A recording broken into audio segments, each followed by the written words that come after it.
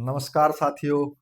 आज हम एक बार फिर हमारी जो संविधान की सीरीज हमने शुरू करी थी उसमें हमने भाग एक भारत के संविधान में आज के समय 25 पार्ट हैं, जिसमें से हम पार्ट वन कर रहे थे। पार्ट वन में 4 आर्टिकल हैं, उनमें से 3 आर्टिकल हम कर चुके हैं। तो 4 आर्टिकल को समझना इतना आसान है नहीं। इसके लिए आपको कंसंट्रेशन, ठीक ठाक आपका आईक्यू लेवल आपका चाहिए, और आपको ये बहुत ध्यान से समझने की जरूरत है कि अभी तक जो हमने पढ़ा है उसमें सबसे कॉम्प्लेक्स चीज आपको लग सकती है, लेकिन अगर आप मेरे साथ बने रहेंगे तो आपको काफी हद तक ये आर्टिकल क्लियर हो जाएगा। अब आर्टिकल नंबर 4 से पर पहुंचने से पहले भाग एक में कुल 4 ही आर्टिकल हैं और भाग वन पूरा हो जाता है। ऐसे कुल 25 भाग हैं। तो पहले भाग को आज खत्म ही कर देते हैं। पहले आर्टिकल में बताया है कि भारत क्या है, उसमें कितने राज्य हैं, कितनी यूनियन टेरिटरी है और उनकी सीमाएं कहां तक हैं। और अगर कोई नया राज्य शामिल होना है तो वो भी भाग एक के आर्टिकल नंबर 1 के अंदर आएगा। और शेड्यूल 1 में उसकी सूची दी गई है। कुल 12 शेड्यूल है। पहली सूची में बताया गया है कि भारत में 28 राज्य हैं और 8 यूनियन टेरिटरी है। तो यह है आर्टिकल नंबर 1, जिसमें बताया गया कि कितने, कहां तक हमारी सीमाएं हैं, कितने राज्य हैं, कितने यूनियन टेरिटरी हैं। और भारत राज्यों का संघ है, मतलब भारत 28 राज्यों और 8 केंद्र शासित प्रदेश का जोड़ है। आर्टिकल नंबर 2 में बताया गया है, यदि कोई राज्य या कोई इंडिपेंडेंट देश अगर भारत में शामिल होना चाहे तो पार्लियामेंट, आर्टिकल 2 पार्लियामेंट को ताकत देता है। संविधान के आर्टिकल नंबर 2 से ताकत मिलती है कि पार्लियामेंट जिसके अंदर राज्यसभा, लोकसभा में अगर बिल पास हो जाए और राष्ट्रपति के साइन हो जाए, राज्यसभा लोकसभा में बिल पास हो जाए और राष्ट्रपति के शासन हो जाए, के साइन हो जाए, तो पार्लियामेंट में वो बिल पास माना जाता है। तो पार्लियामेंट को आर्टिकल 2 ताकत देता है कोई भी नए राज्य को शामिल करने के लिए, नए देश को या नए भूभाग को शामिल करने के लिए। जैसे सिक्किम को 36वें संविधान संशोधन के तहत 1975 में हमने शामिल किया।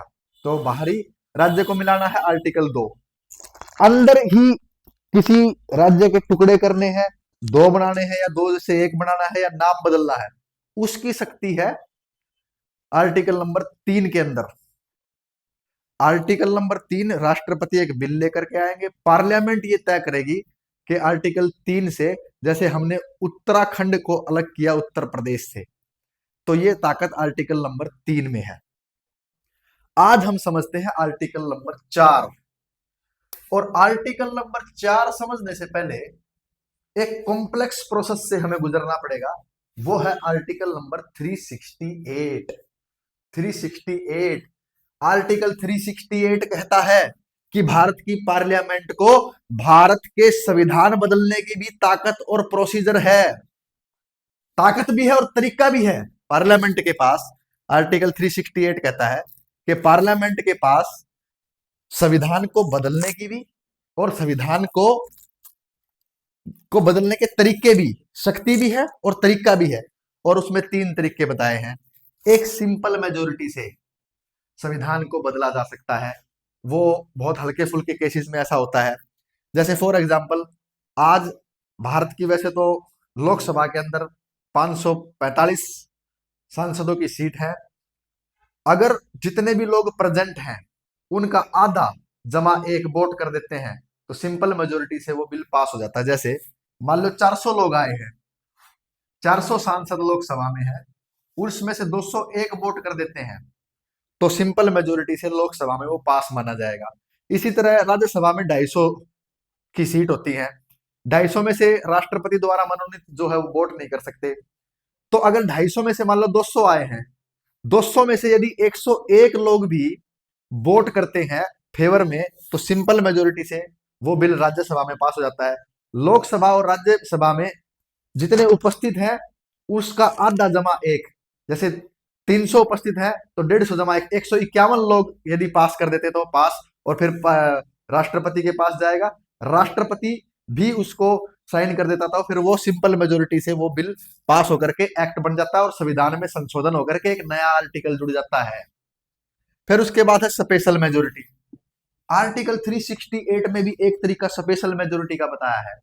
ये बताया है कि जितने भी टोटल मेंबर हैं, जैसे 545 सीट है, तो कम से कम उनका आधा, यानी कि 545 का आधा ऑलमोस्ट बनेगा 272। 272 जमा एक 273 लोग कम से कम।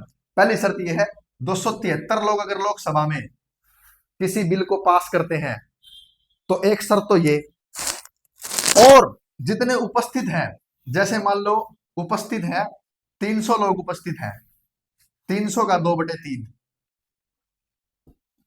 200, अगर 300 उपस्थित है तो 2/3 बहुमत यानी 200 लोग अगर वोट करेंगे तब लोकसभा में उसको पास माना जाएगा। अब इन दोनों में जो बड़ी संख्या होगी, जैसे मान लो प्रेजेंट 300 है और 2/3 हो गया, 300 का 200, 200 लोगों ने पास कर दिया, लेकिन पास इन दोनों में बड़ी संख्या कौन सी है? 273। तो 273 लोग जब वोट करेंगे तब लोकसभा में उसको पास माना जाएगा। या हम यूं कह सकते हैं कि मान लो प्रेजेंट जो है, मान लो प्रेजेंट 420 लोग थे, तो इसका 2/3 करते हैं, 280। अब बड़ी संख्या कौन सी है? अब बड़ी संख्या 280, जितने उपस्थित थे उनका 2/3 हिस्सा है, 280 बना। तो जो भी संख्या बड़ी होगी ना इन दोनों में से, जब उतने मेंबर उस बिल को पास करेंगे तब स्पेशल मेजोरिटी से उस बिल को पास माना जाएगा। मतलब दो शर्तें हैं, आधे से ज्यादा यानी एक ज्यादा जब करते हैं, जितने भी लोग उपस्थित, जितने भी टोटल टोटल सीट है 545, उसमें आधे से ज्यादा हो गए 273, या तो ये संख्या बड़ी है तब पास माना जाएगा, या जितने उपस्थित हैं उसके बड़े 2/3 वो अगर ज्यादा संख्या में है तो उसको स्पेशल मेजोरिटी से पास माना जाएगा। अगर इसको समझ में आपको दिक्कत है तो मुझे स्पेशल कमेंट करें ताकि मैं इसको और एक्सप्लेन कर सकूं। तीसरा है स्पेशल मेजोरिटी के साथ साथ, स्पेशल मेजोरिटी के साथ साथ स्टेट, जितने भी राज्य हैं, आधे से ज्यादा राज्य हैं, एक तो मेजोरिटी स्पेशल मेजोरिटी से पास कराओ फिर राज्यों के पास भेजो। ये सबसे खतरनाक टिपिकल है कि आप लोकसभा में पास कराओ, राज्यसभा में पास कराओ, फिर उसके बाद सभी राज्यों के पास आप लेके जाओ, और जब सभी राज्य इसको पास करेंगे, आधे से ज्यादा राज्य जब इसको पास करेंगे, एटलीस्ट मान लो हाफ राज्य जब इसको पास करेंगे तब इसको माना जाएगा। तो ये है संविधान संशोधन की प्रक्रिया, संविधान को बदलने की प्रक्रिया। तो संविधान को बदलने की प्रक्रिया इतनी आसान नहीं है, खास करके स्पेशल मेजोरिटी और special majority with state ratification में। अब आर्टिकल 368 में समझ में आया कि संविधान को बदलने की ताकत है ये पार्लियामेंट के पास। आर्टिकल 368 कहता है कि पार्लियामेंट के पास ताकत है, तरीका भी है और ताकत भी है संविधान को बदलने की। लेकिन अब जब हमने पता चल गया कि भाई 368 के तहत संविधान को बदला जा सकता है, तो अब हम बात करते हैं आर्टिकल नंबर 4 की। अब आपके दिमाग को बिल्कुल शांत करके बैठिए, क्योंकि थोड़ा सा जो टिपिकल इसमें पेज है वो बहुत ध्यान से जब आप इसको समझोगे तभी समझ में आएगा। आर्टिकल नंबर 4 ये कहता है कि अगर आपने आर्टिकल 2 के तहत किसी नए राज्य को शामिल किया है, जैसे सिक्किम को, आर्टिकल 3 के तहत यदि आपने एक राज्य से दो राज्य बनाए हैं, जैसे उत्तर प्रदेश से उत्तराखंड बना दिया आपने, उत्तरांचल बना दिया, या आपने मध्य प्रदेश से छत्तीसगढ़ बना दिया, आपने कोई भी आंध्र प्रदेश से तेलंगाना बना दिया, तो यदि आप बाहर से किसी राज्य को लेते हैं या एक राज्य के टुकड़े करके 2 या 3 राज्य बनाते हैं, ऐसे में शेड्यूल 1 जिसमें टोटल कितने यूटी हैं, जैसे 28 यूटी हैं और 28 राज्य हैं और 8 यूटी हैं यूनियन टेरिटरी, तो शेड्यूल 1 में उनकी सूची दी गई है। तो कह रहा है कि जैसे सिक्किम जुड़ा तो सिक्किम का नाम शेड्यूल 1 में जुड़ेगा ना, और शेड्यूल 4 में है राज्यसभा की सीटें। जैसे उत्तर प्रदेश से उत्तराखंड अलग हुआ तो 3 राज्यसभा की सीटें उत्तराखंड को मिली, तो शेड्यूल 4 में 3 सीट भी तो जुड़ेंगी राज्यसभा की, राज्यसभा की 3 सीटें जुड़ेंगी ना। तो वो शेड्यूल 1 और शेड्यूल 4 जब कोई भी राज्य जुड़ता है तो शेड्यूल 1 भी बदलना पड़ता है, क्योंकि जैसे सिक्किम 21, पहले सिक्किम जुड़ने से पहले 21 राज्य थे, तो सिक्किम 22वां राज्य था, तो 22 राज्यों की सूची कहाँ थी यार? शेड्यूल 1 में थी, तो शेड्यूल 1 में बदलाव करना पड़ेगा, 21 से 22 करना पड़ेगा। अब सिक्किम को कुछ राज्यसभा की सीटें भी मिलेंगी, तो शेड्यूल 4 में राज्यसभा की सीटें दी, उसमें भी बदलाव करना पड़ेगा। ये जो बदलाव किए गए हैं इन बदलावों को संविधान संशोधन नहीं माना जाएगा, कॉन्स्टिट्यूशनल अमेंडमेंट नहीं माना जाएगा। जब भी आप आर्टिकल 2 के तहत किसी राज्य को जोड़ते हो, जब आप आर्टिकल 3 के तहत किसी राज्य का नाम बदलते हो, किसी राज्य में से दो राज्य बनाते हो, तो उसके तहत शेड्यूल 1 में और शेड्यूल 4 में जो भी बदलाव किए हैं, उन बदलावों को कॉन्स्टिट्यूशनल अमेंडमेंट नहीं माना जाएगा। यानी ये आर्टिकल 4 ने भारत के संविधान को फ्लेक्सिबल बना दिया।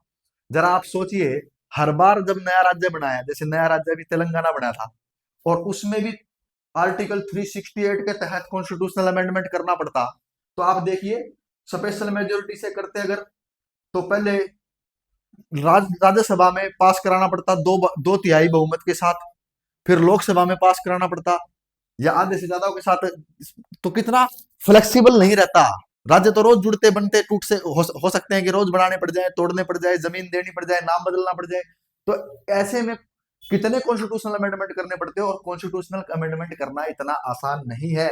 इसीलिए संविधान को थोड़ा सा फ्लेक्सिबल बनाने के लिए, पार्लियामेंट को थोड़ी सी एक्स्ट्रा ताकत देने के लिए हमने ये कहा कि आर्टिकल 4 कहता है कि आर्टिकल 2 और आर्टिकल 3 के तहत जो भी शेड्यूल में बदलाव किया गया, उसके अंदर कॉन्स्टिट्यूशनल अमेंडमेंट उनको नहीं माना जाएगा।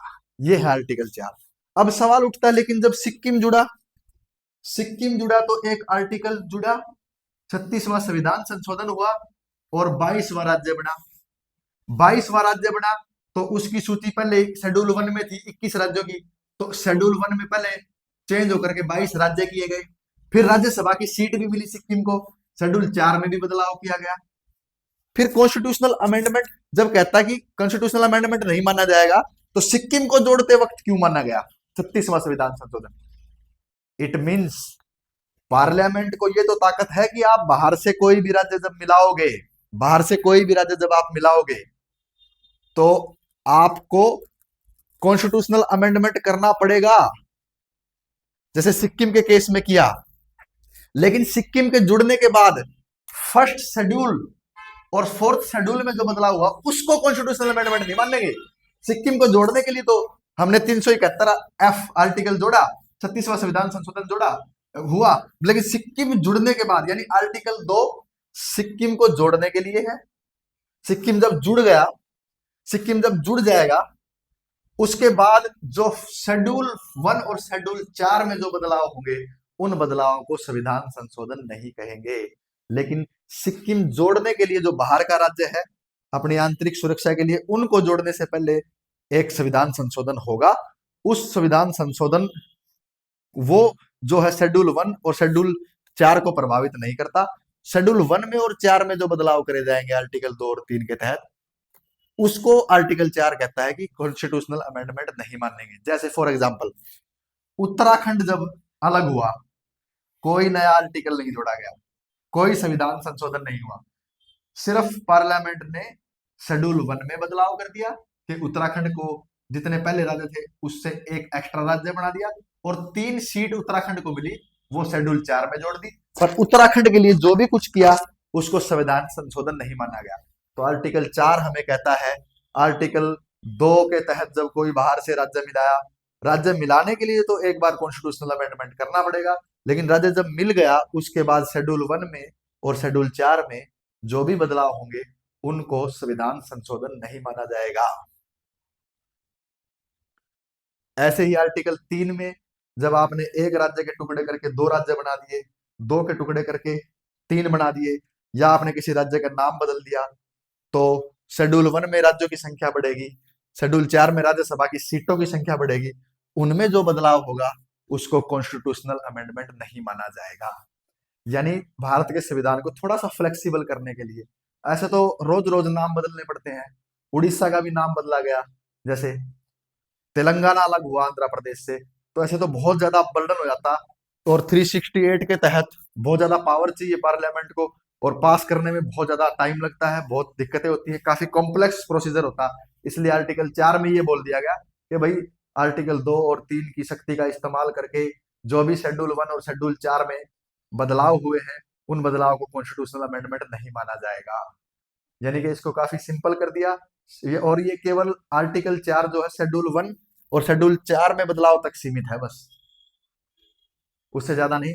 तो उम्मीद करता हूं आपको समझ में आया होगा। एक बार फिर से रिकॉल करते हैं पूरा। आर्टिकल 1 कहता है कि भारत में कितने राज्य हैं, कितनी यूनियन टेरिटरी है, और जैसे सिक्किम भी ऐड होगा उनकी सबकी शेड्यूल 1 में उनकी सूची दी गई है, जिसमें आज के टाइम शेड्यूल 1 में 28 राज्य और 8 अनुसूची है, सॉरी 8 यूनियन टेरिटरी है।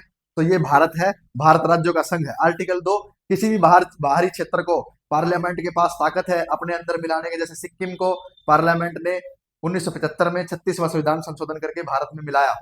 आर्टिकल 3, किसी भी राज्य का नाम बदलने की ताकत देता है, किसी भी एक राज्य से 2 राज्य बनाने की ताकत देता है, जैसे आंध्र प्रदेश से तेलंगाना।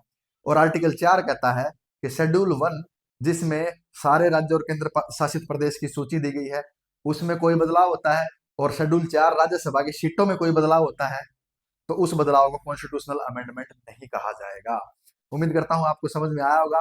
और अगर कोई भी डाउट या सवाल है तो प्लीज आप इसको मेरे से कमेंट बॉक्स में जरूर पूछ ले। यानी आर्टिकल 4 जो है वो शेड्यूल 1 और शेड्यूल 4 तक सीमित है।